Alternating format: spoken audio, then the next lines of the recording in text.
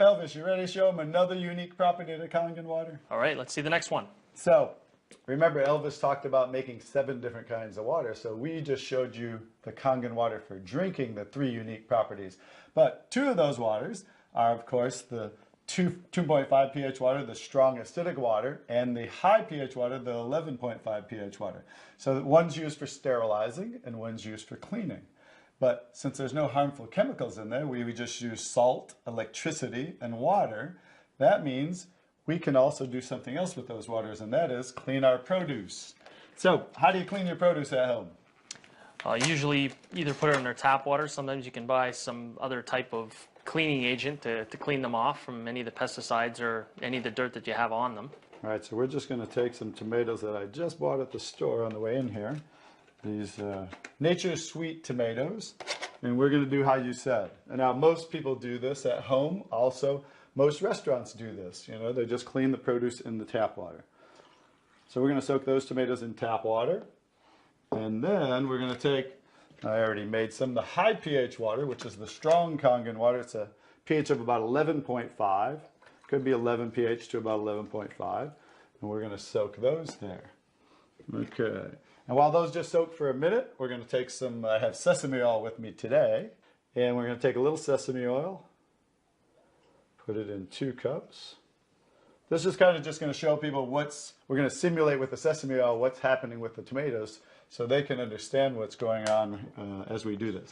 So what happens when you mix water and oil? They don't mix. All right. Basic science, right? You take tap water, add it to oil, and let's see what happens. They should separate.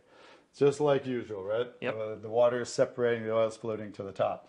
Watch what happens when we take the high pH Kangen water. And immediately, what happened to the water? Oh, it emulsified. Right, we broke down oil with water. So now I think people can understand out there how you can use that water for cleaning.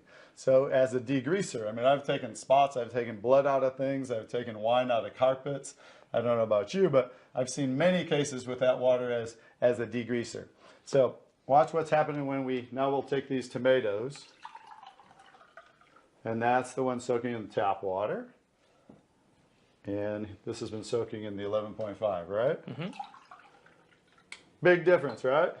Huge difference. You can see all the chemicals and pesticides and everything that was on the tomatoes all pulled out and is sitting in the water. Right, so we thought we cleaned the produce with tap water, but just like it can't break down the oil, it doesn't have the ability to break down the oil-based herbicides and pesticides that they put on a lot of the produce. So let's go ahead and do a taste test. Okay. Are you game? I'm game. All right. All right. I'll even try this. Pretty good tomato? Yeah, it's good. Now, I didn't used to like tomatoes. Okay. I think you'll understand why. Has a different taste for sure. There's like a film. You can even feel it on the top of the outside of the skin of the tomato. There's a film on it. I even have an aftertaste in my mouth. Yeah, yeah. So, which tomatoes would you rather eat? Oh, absolutely, that one.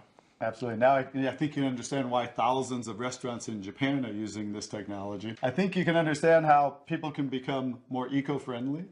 They can reduce the chemical footprint and make their produce even taste better, right? Yeah, absolutely.